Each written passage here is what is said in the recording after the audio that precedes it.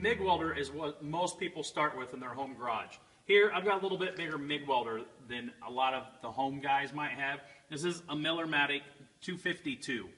It's a 220 amp. How do you know if it's a 220 amp? Well, the first thing is the big plug. They make little cheaper welders.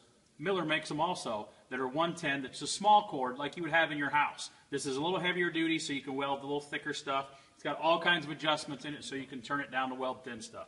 Yeah, we get a TIG welder here too. Later on in other YouTube videos, we'll show you the strange way on TIG welding. But right now, this is more the do-it-yourself. Fix some rust in your garage at home. This, we got the gas turned on. You probably have to play with some settings on these Millers.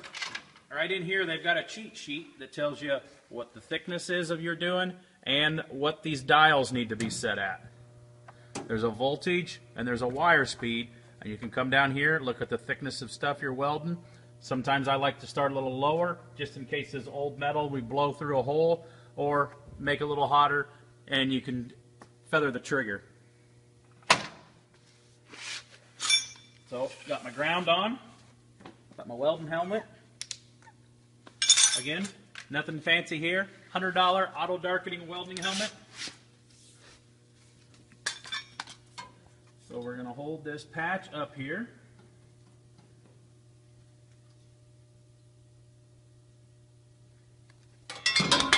Drop it a couple times.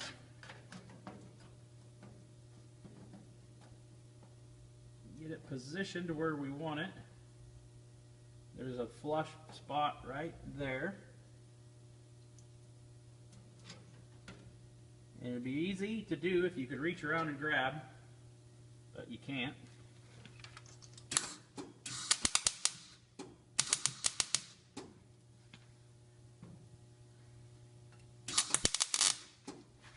Need a little bit more.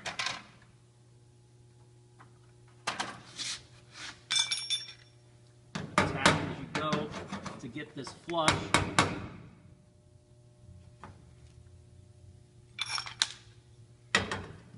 Moves around a whole bunch of your weld.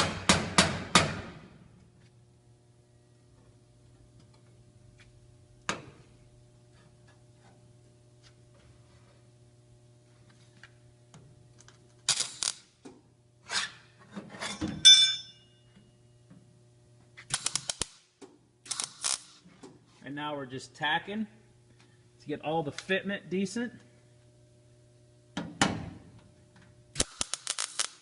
Never look at the weld.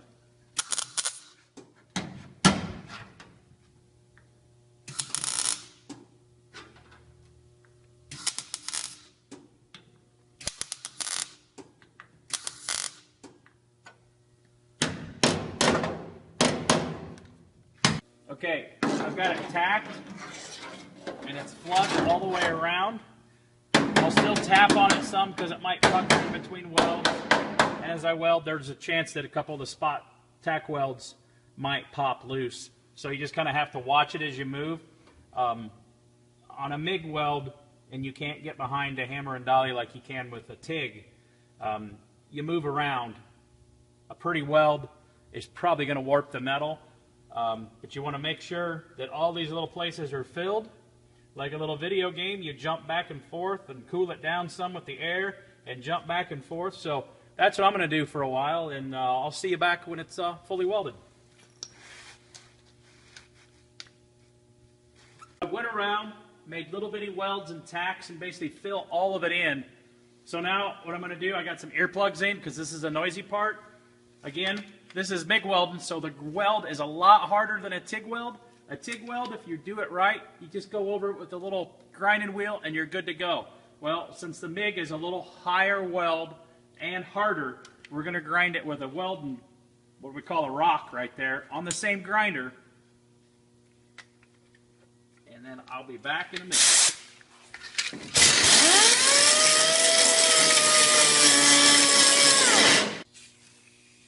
The normal way that a lot of people think grinder is you grind like this. Well, it's harder to control. See, you're moving all the way around, and when you grind, you remove material. you don't want to grind here and there and make a lot thinner. Well, what I've always done, the strange way, is I stand this thing up on its end and use it just like this, so I'm just controlling the area that I'm grinding. It keeps the heat a lot more controlled, and you're not grinding out here wasting time and making the panel a lot thinner.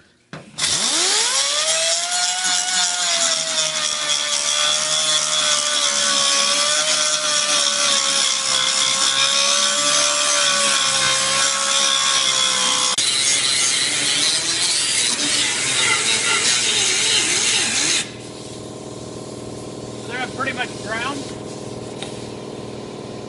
I ground the weld down with this. It's finished with the grinder wheel. Clean it all up. There's a good solid patch, welded solid all the way around, so no moisture can get through. It's butt welded, so there's no 2 layers of metal for moisture to get in and cause a lot of rust in the future. So that's all for this one, and then the next one will show you how to body filler it and get it ready for primer. That's the strange way.